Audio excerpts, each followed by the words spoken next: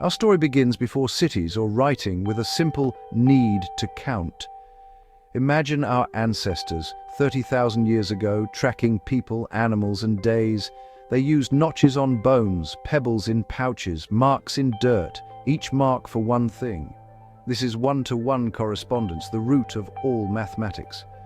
Early counting was about survival, practical, immediate. The Ishango bone, a 20,000-year-old artifact from Africa, is covered in notches. Perhaps a tally stick, maybe a lunar calendar. It shows humans were already searching for patterns and order. This drive to organize chaos is the soul of mathematics. As societies grew, so did the need for more complex counting. Harvests, land, trade. Simple tallies weren't enough. Grouping emerged. Instead of 30 marks, you'd use 3 symbols for 10, an early number system. This made counting large numbers manageable, a leap toward abstraction. Now, 5 wasn't just 5 pebbles, it was an idea, a symbol. This concept could be shared, written, and used in calculations. Different cultures developed unique systems. The Sumerians around 4000 BC used clay tokens for quantities. This was the dawn of written arithmetic, a tool for building empires. The journey from tally marks to number systems was revolutionary. It set the stage for all future mathematics. From survival to civilization, numbers became our language. The first steps were small, but they changed everything. The adventure had only just begun. Fast forward to Egypt and Babylon. Mathematics became the engine of civilization. The Babylonians created a base 60 system. Why we have 60 seconds in a minute, 360 degrees in a circle. Their system made fractions easy and enabled advanced calculations. Clay tablets reveal they solved quadratic equations, calculated interest, and listed Pythagorean triples centuries before Pythagoras. Their geometry was practical and deep. Meanwhile, Egyptians used math to redraw fields after Nile floods and to build pyramids with precision. Their number system was based on 10, using hieroglyphs for each power. To write 3 on 45, they'd draw the symbol for 100 3 times, 10 4 times, and 1 5 times. Egyptians mastered fractions, expressing them as sums of unit fractions, like 1 2, 1 3 5. The Rhind papyrus is filled with problems about dividing bread and building pyramids. Both civilizations used math for survival, engineering, and trade. Their innovations laid the groundwork for future discoveries. Math was no longer just counting, it was a tool for shaping the world. The seeds of mathematical thought were firmly planted. In ancient Greece, math became a quest for truth, not just utility. The Greeks asked, why do these methods work? They sought proof, not just results. Thales of Miletus brought logical deduction to math, proving geometric facts step by step. This transformed math into a logical system. Pythagoras and his followers believed all is number, exploring the link between numbers and nature. The Pythagorean theorem became a universal truth, proven for all right triangles. Euclid's Elements, written around 300 BC, started with simple axioms and built hundreds of theorems. For 2 millennia, it was the gold standard for logical reasoning. The Greeks turned math into a structured, logical palace of knowledge. Proof became the heart of mathematics. Their legacy, a new way to think, reason, and discover. The age of logic had begun. While Greece built logic, India and China made their own breakthroughs. In India, 0 became a number, something you could add, subtract, multiply, and divide. This, with the Hindu-Arabic numeral system, made calculations simple and powerful. Place value meant the same digit could mean different things, revolutionizing arithmetic.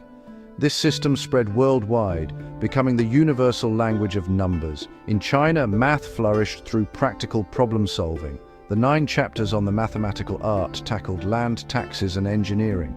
Chinese mathematicians used negative numbers and developed algorithms, step-by-step solutions. The Chinese remainder theorem solved complex puzzles, foreshadowing computer logic. They calculated pi to 7 decimal places, centuries ahead of Europe. The East's innovations shaped the global story of math. Abstraction and algorithms were now part of the journey. After Rome fell, much ancient math was lost in Europe, but preserved and expanded in the Islamic world. Scholars in Baghdad, Cairo, and Cordoba translated, synthesized, and advanced Greek, Indian, and Persian knowledge. Al-Khwarizmi's work gave us algebra and algorithms and spread the Hindu-Arabic numerals. Islamic mathematicians pioneered trigonometry and questioned Euclid, paving the way for new geometries. Their efforts bridged the ancient and modern worlds, making the Renaissance possible. As knowledge returned to Europe, a new era began. Fibonacci introduced Hindu-Arabic numerals, transforming commerce and science. His famous sequence 1, 1, 2, 3, 5, 8 appears throughout nature. The Renaissance fused art and math, inventing perspective and realism. Algebra advanced with the solution of cubic equations. Thanks to Cardano and others, math became a creative force, shaping art, science, and society. The groundwork for modern mathematics was laid. Europe was ready for a revolution. The scientific revolution made math the language of the universe. Descartes linked algebra and geometry with the Cartesian coordinate system, x and y axes. This led to analytic geometry, paving the way for calculus. Calculus, invented by Newton and Leibniz, is the math of change, motion, growth, and prediction. Newton used calculus to explain gravity and planetary motion, uniting the heavens and earth. Leibniz developed the elegant notation we use today.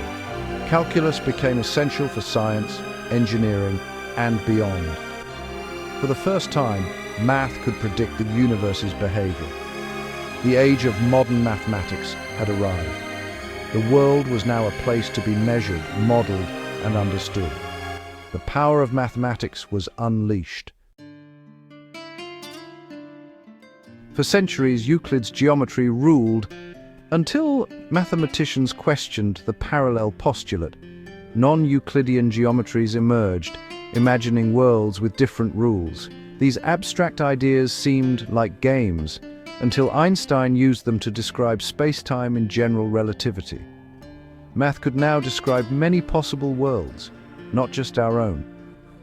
The 19th century saw a turn to abstraction. Galois invented group theory, the math of symmetry. Cantor explored infinity, showing there are different sizes of infinity. Set theory became the new foundation for mathematics. Math was no longer just calculation, it was about structure, logic, and the infinite. The boundaries of mathematics expanded beyond imagination. Abstract thought became the new frontier. The universe of math was limitless. The 20th century brought a new partner, the computer. Alan Turing's ideas defined what could be computed, linking logic to machines. Computers revolutionized math, testing ideas, visualizing patterns, and exploring new worlds like fractals. They created demand for new math, cryptography, algorithms, data science. Math now powers the internet, search engines, and digital life. From medicine to weather, our world runs on mathematics. New fields and unsolved problems keep math vibrant and alive. What began as counting has become a language for the cosmos and the atom. Math lets us build, explore, and dream. The journey is far from over.